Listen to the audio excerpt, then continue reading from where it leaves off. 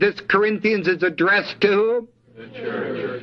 That's why in the church there abides believing, faith, hope, and the love of God in the renewed mind in manifestation. And inside of the church, the greatest of these is the love of God in the renewed mind in manifestation.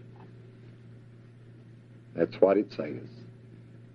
But the greatest of these is love of God in the renewed mind in manifestation inside of the church. And until that love of God in the renewed mind in manifestation permeates that body, the church, there'll always be trouble, always division. Because until you practice 1 Corinthians 13, you're never really going to walk. And if you don't walk, you criticize everybody else for not walking, but you're not walking. Because it's the love of God in the renewed mind in manifestation. Thinketh no what? Evil. Suffereth long. Has no animosity. No bitterness, no resentment.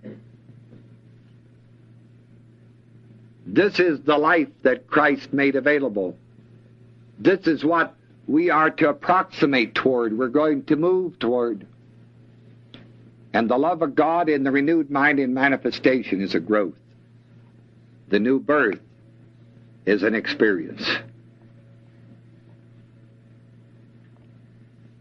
And the love of God in the renewed mind, you can just keep growing and growing and growing.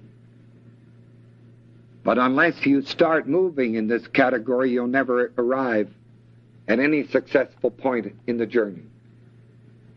And this is why I teach our people all over the country that we do not point our fingers at anyone else, because we know if we do, we point 3 back at ourselves. Because the love of God is so that we must constantly keep our hearts open and our lives open in understanding of the greatness of His Word, that we may share it and bring people in and help them. It's like John was saying tonight, John Brown. His ministry, his life among the people is simply to help. That's my job, that's yours. Because if we have the love of God in the renewed mind in manifestation, when I help you, I get what? Help. It's the law. But if I have the Word, but I do not have the love of God in the renewed mind in manifestation, the Word will still help you, but I miss out on the blessing.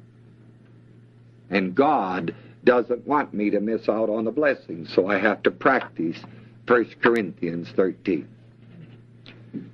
The whole book of Corinthians is written to correct the practical error that crept into the church because of failure of adherence to the revelation given in the book of Romans.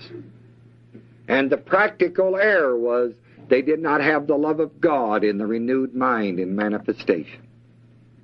And wherever that love of God in the renewed mind is not in manifestation, you'll always have practical error inside of the body. The body will be practicing error. And that is not God's will. Now abideth faith, believing, hope, and the love of God in the renewed mind in manifestation. And the greatest of these inside of the body of believers is the love of God in the renewed mind in manifestation. Real terrific.